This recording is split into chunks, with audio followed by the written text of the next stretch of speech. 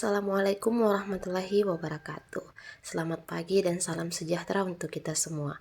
Kembali lagi bersama dengan saya Ibu Nasria dalam mata pelajaran OTK Keuangan 11 OTKP.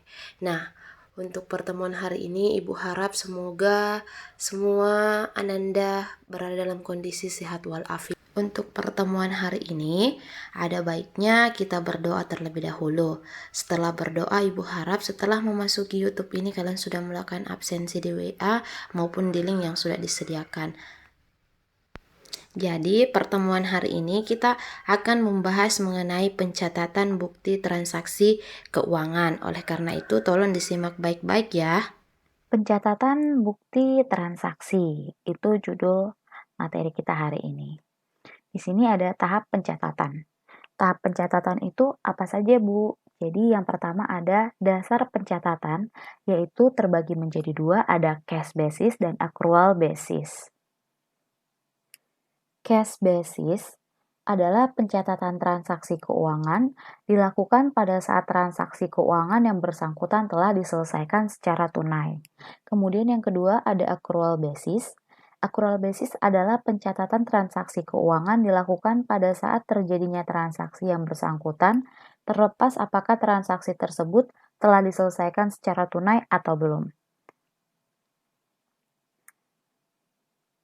Aturan pendebitan dan pengkreditan rekening.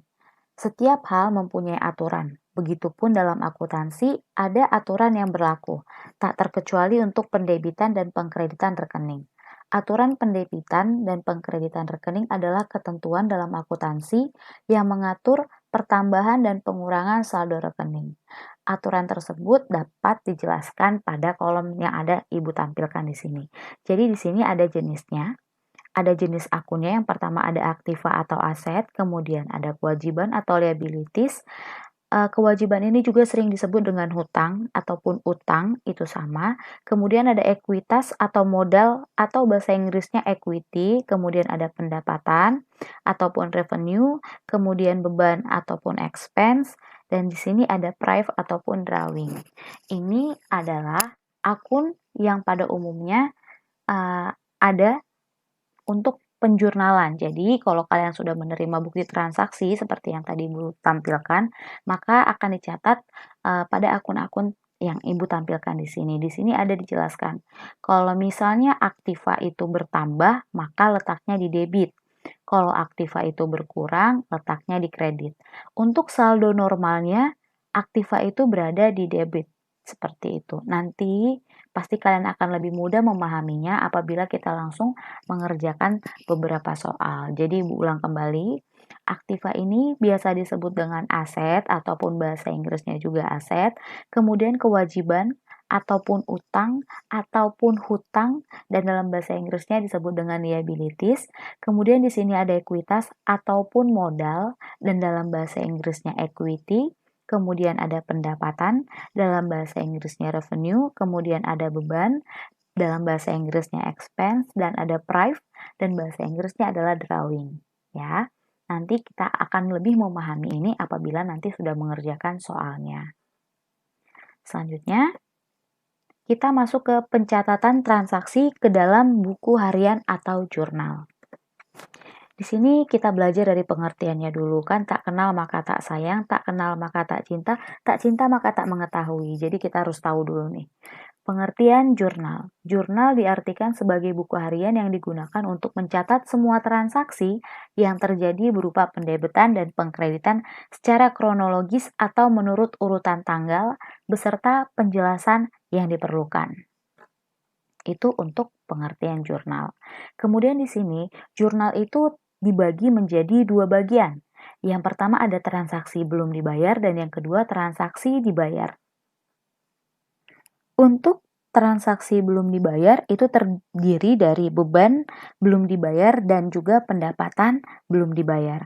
Kemudian untuk transaksi dibayar juga terdiri dari beban dibayar dan pendapatan yang dibayar. Seperti itu.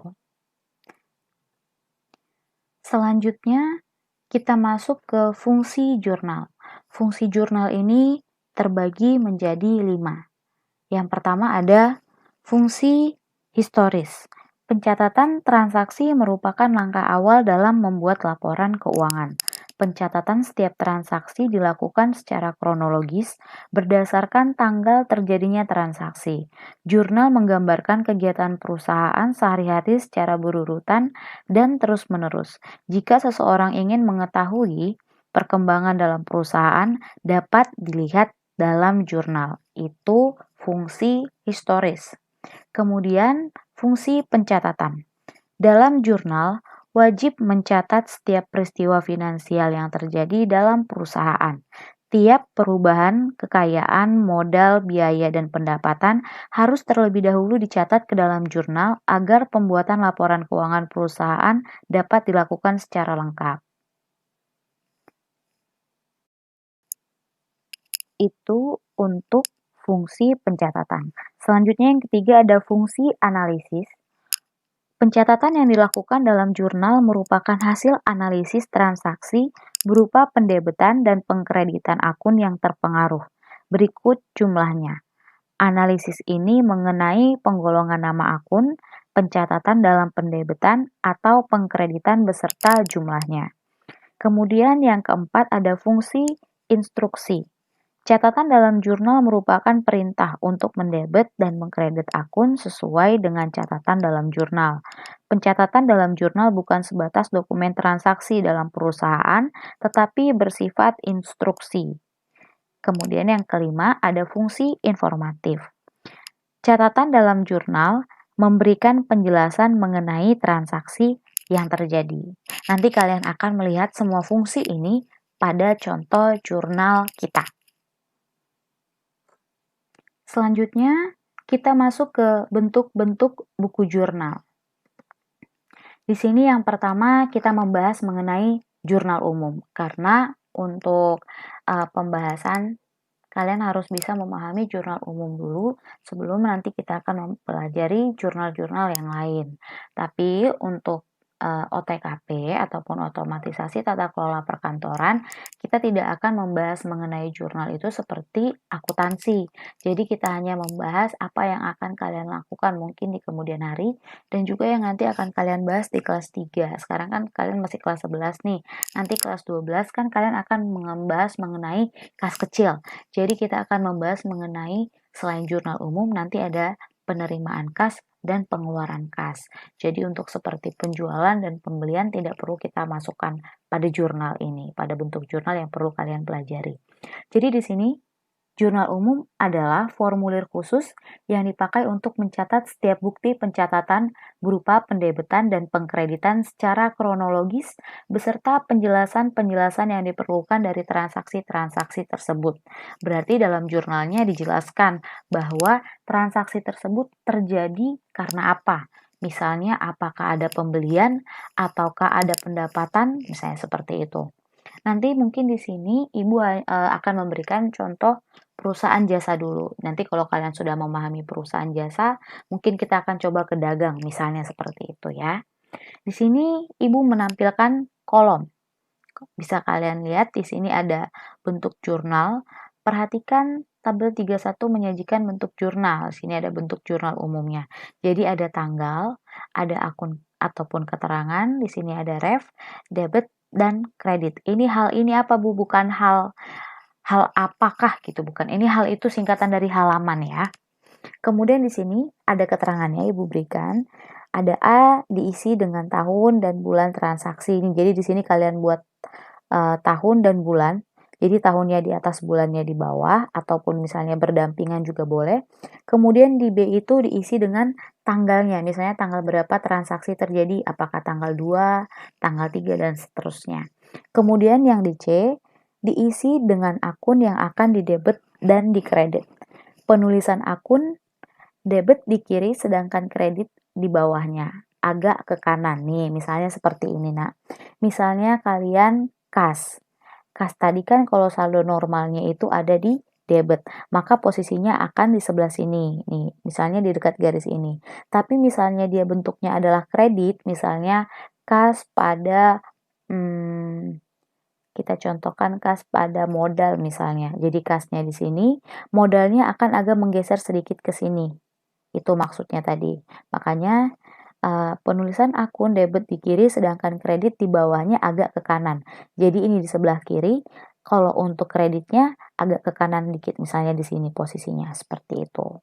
Kemudian yang di D, diisi dengan kode akun pada saat catatan jurnal ini dipindah bukukan ke buku besar ataupun diposting. Jadi nanti saat udah dipindahkan ke buku besar baru dicatatkan seperti itu.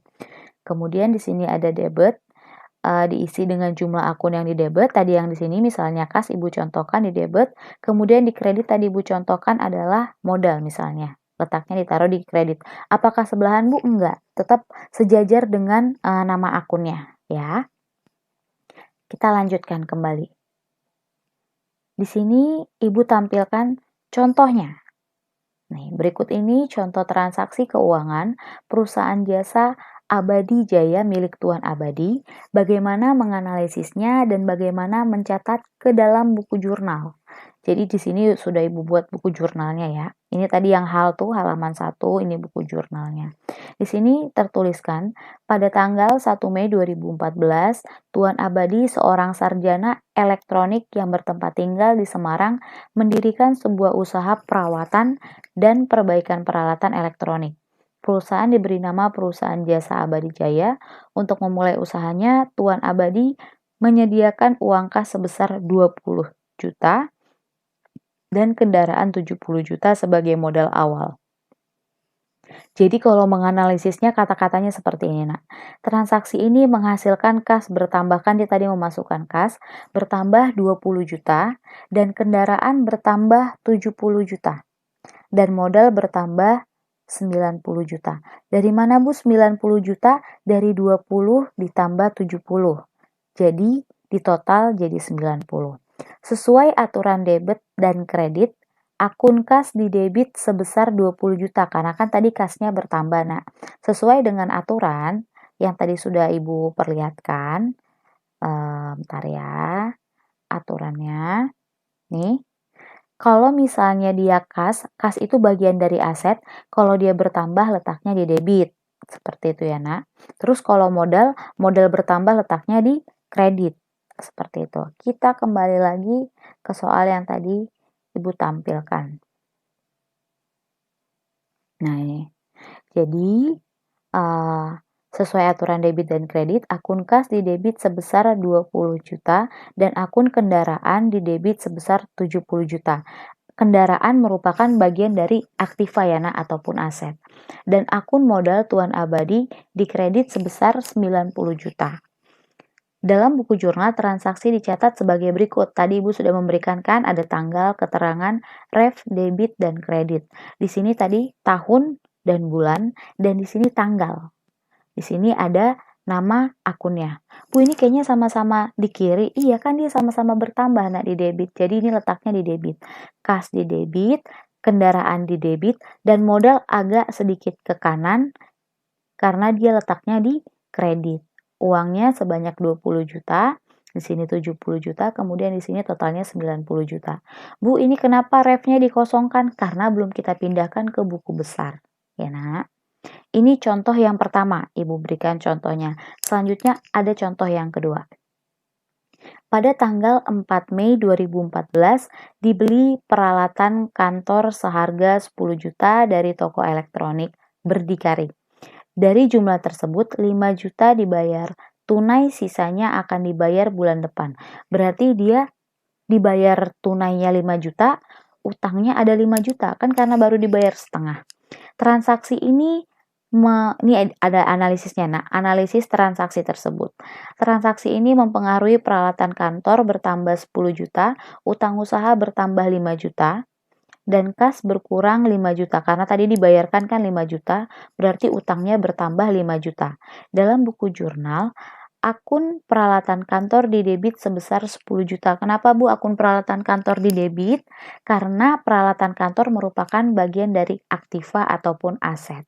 Dan utang usaha dikredit sebesar 5 juta.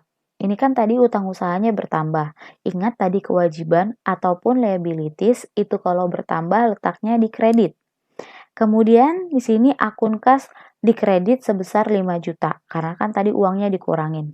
Tadi kalau aktiva ataupun aset Kalau dia berkurang, letaknya ada di kredit. Jurnal untuk mencatat transaksi ini sebagai berikut. 2014 bulan Mei tanggal 4, peralatan kantor bertambah ataupun didebit sebanyak 10 juta dengan rincian utang usaha 5 juta dan kasnya 5 juta. Di sini diberi keterangan pembelian peralatan kantor. Jadi ini tadi ada fungsi yang kita di jurnal tadi ada fungsi informatif. Jadi kita kan memberikan catatan dan informasi juga mengenai transaksi apa yang terjadi. Tadi ada uang 10 juta, itu untuk apa ya? Nah, uang 10 juta itu digunakan untuk membeli peralatan kantor.